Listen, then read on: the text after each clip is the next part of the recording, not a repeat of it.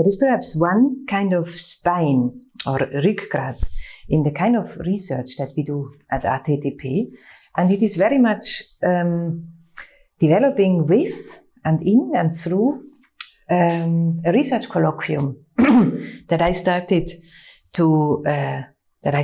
when I began to work with architects at ETH Zurich.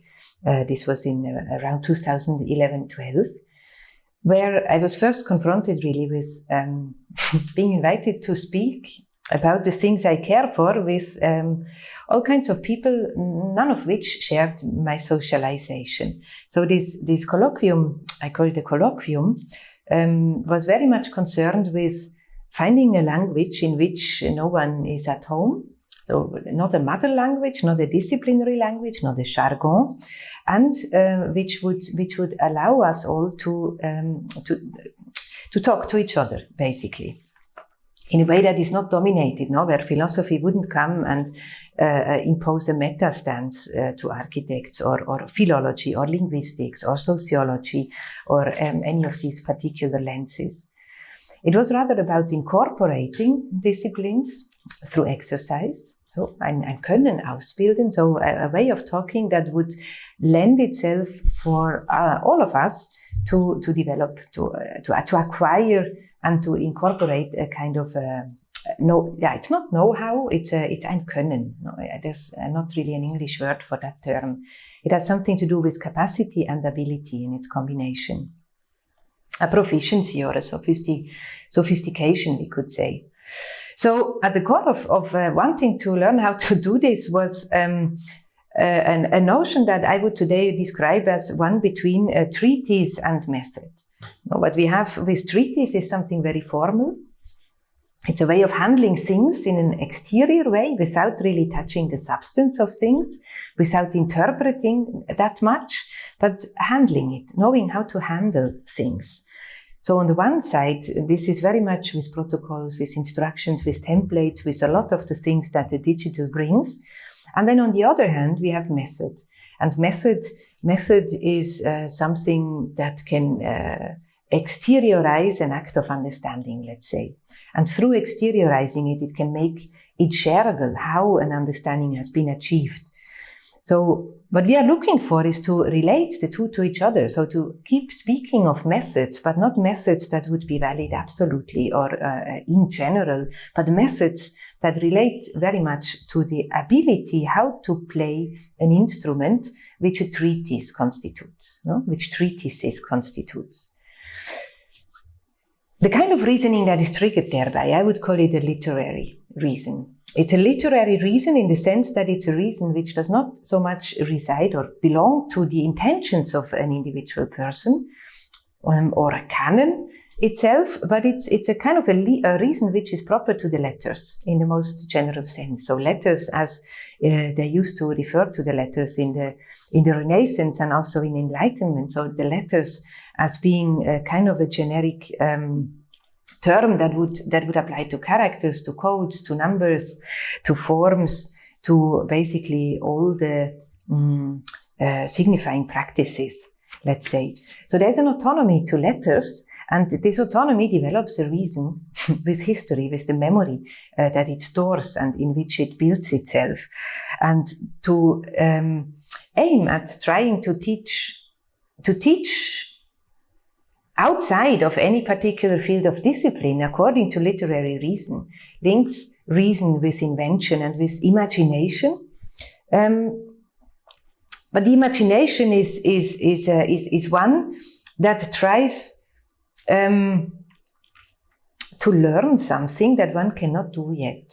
No, it's a very simple thing. It's like when you start to cook, you start to develop fantasies. The more of it you learn, the more of it you are capable of distinguishing, of that, the more discreet, in the best sense of the word now that this becomes, the more ideas you get of what you could also do. And this is the same with everything, with painting, with writing, with making gifts. It doesn't matter. So to acquire proficiency in something opens up a kind of a source, which then just happens. So the imagination here is not so much in a space of reflection, it's much more related to the tapping of such a source. How we did this?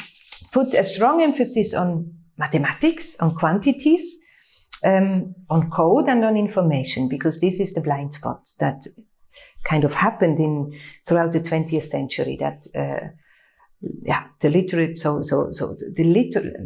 the domains related to literacy no longer engage with mathematics, and in mathematics everything is kind of approached in an applied way, as if everything in mathematics would always already be totally determined and closed. No, but in the combination of the two, and people always knew that. No, they still do. It's just complicated to address. The interplay, it's genuinely world opening. Yeah, it's when the meaning or the saying that there can be welteröffnend, no, ways of thinking or of working academically that can trigger not only new perspectives or new approaches, but really open up, unlock kind of an optics that had not been there before, like science always does. No? So every new paradigm in science unlocks nature in a way that obviously has always been there, but it has not been opened up. So in a similar way, that's what we are striving for. We started to call this a quantum literacy, or literacy in coding. So this kind of thinking with literary reason while treating mathematical and formal and exterior, no? Concepts. So we started with thinking about arithmetics, no? The thing in the computer that makes it so incredibly powerful is that it applies arithmetics to everything at all. There is a beautiful book by Michael Potter. It is called The Reason's Nearest Kin, Philosophies of Arithmetics, from Kant to Carnap. And what it kind of addresses is how can we make sense of this, that arithmetics is valid for so many things. No? So even so, notions of numbers change. Philosophies of how to think of numbers change. How can we think of that? And the title Reason's Nearest Kin is coming from a statement by Frege, who said, well, we can't explain. All we can perhaps then draw as a conclusion is that numbers are the nearest kin to the human mind that we have, simply because it is in which we recognize ourselves. A statement which is a very problematic one, and to problematize this was precisely the ambition of the first colloquium, which was entitled Computation and the Question of the Applicability of Arithmetics.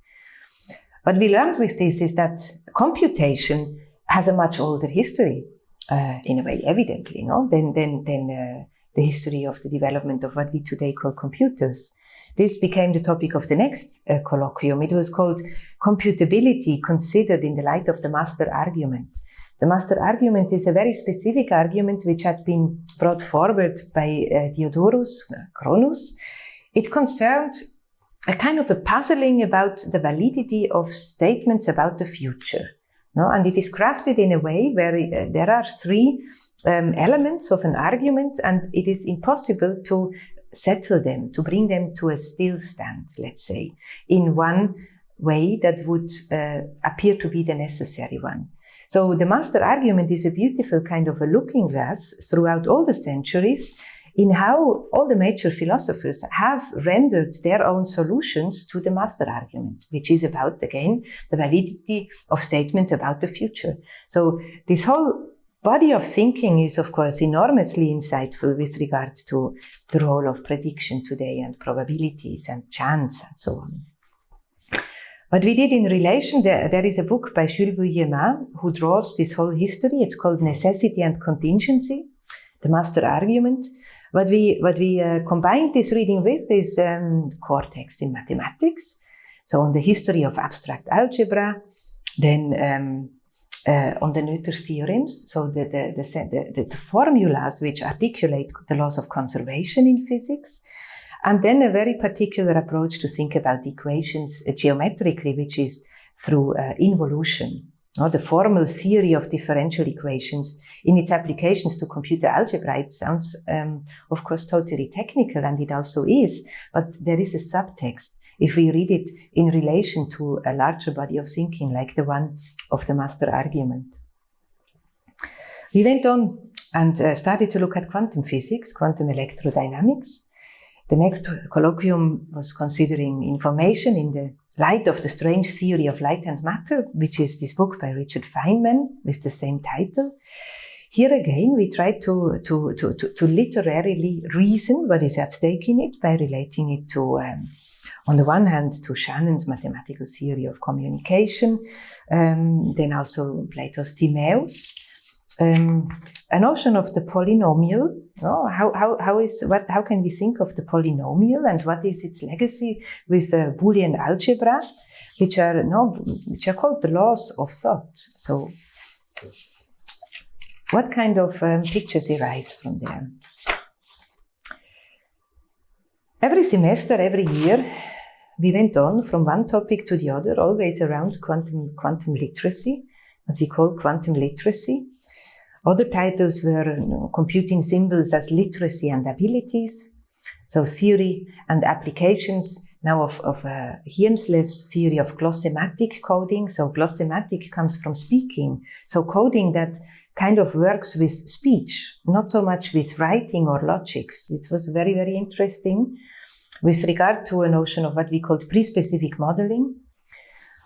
Or then we looked at the manufacturing of channels in communication. It's called the ciphered reality of channels and the birth of geometry in encryption and deciphering. Towards the physics of communication. This was in the summer 2014. And here we looked at early protagonists in literacy studies. So in Harold Innis, Marshall McLuhan, Eric Havelock, Friedrich Kittler, but also more recent theoreticians like Mark Hansen, Wolfgang Ernst. And then we came more and more to focus on the work of Michel Serres. In several of the further colloquiums, it was the work of Michel Serres which has helped us to focus on such a notion. And currently, our focus is on statues of images, information and negation in its relation between code and money. This general equivalent, how precisely do we need to think of this relation with regard to code? In relation to that, about memory and the present tense, the relation between architectonics and poetics.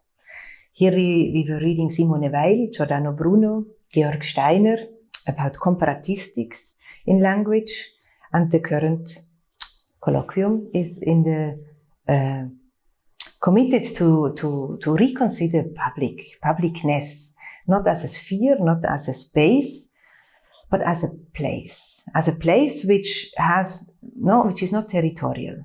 So we call it architecture of matter, metaphysics and the void. We are reading philologists like Werner Hamacher. We are reading books about cosmology, so the history of ideas, history of science. This text by Isabel Stenger, Cosmopolitique, always at the search of how these domains kind of interfere and allow